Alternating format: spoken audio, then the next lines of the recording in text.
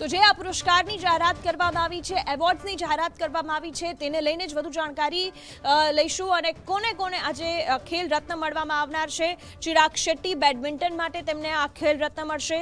સાત્વિક સાઈરાજ રંકિરેડ્ડી તેમને પણ બેડમિન્ટન માટે આ જે પુરસ્કાર છે તે આપવામાં આવશે। અર્જુન એવોર્ડ કોને કોને આપવામાં આવશે? અદિતિ ગોપીચંદ સ્વામી તીરંદાજી માટે, શ્રી શંકર એથ્લેટ્સ છે તેને પણ અર્જુન એવોર્ડ એનાયત કરવામાં આવવાનો છે।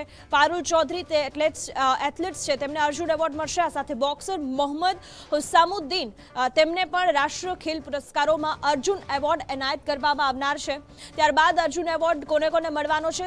શતરંજ માટે આર વૈશાલીને આ જે એવોર્ડ છે તે એનાયત કરવામાં આવનાર છે। મોહમ્મદ શમી ક્રિકેટ માટે તેને આ એવોર્ડ છે તે એનાયત કરવામાં આવનાર છે।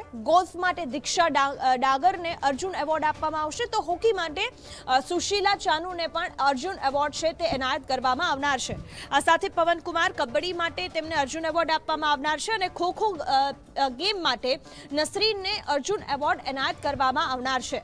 અને નામો પર નજર કરીએ, પિંકી લોન બોલ્સ માટે તેને અર્જુન એવોર્ડ મળવાનો છે। ઈશા સિંહ શૂટિંગ માટે તેને અર્જુન એવોર્ડ મળશે। રાષ્ટ્રીય ખેલ પુરસ્કારોની જે જાહેરાત કરવામાં આવી છે તેમાં સુનિલ કુમારને રેસલિંગ માટે અર્જુન એવોર્ડ એનાયત કરવામાં આવશે। અજય કુમારને બ્લાઇન્ડ ક્રિકેટ માટે અર્જુન એવોર્ડ આપવામાં આવશે। આ સાથે ઈશા સિંહ શૂટિંગ માટે તેને અર્જુન એવોર્ડ એનાયત કરવામાં આવશે। આજે રાષ્ટ્રીય ખેલ પુરસ્કારોની જે જાહેરાત કરવામાં આવી છે તેમાં આ તમામ નામોની જાહેરાત કરવામાં આવી છે કે જેને અર્જુન એવોર્ડ એનાયત કરવામાં આવનાર છે।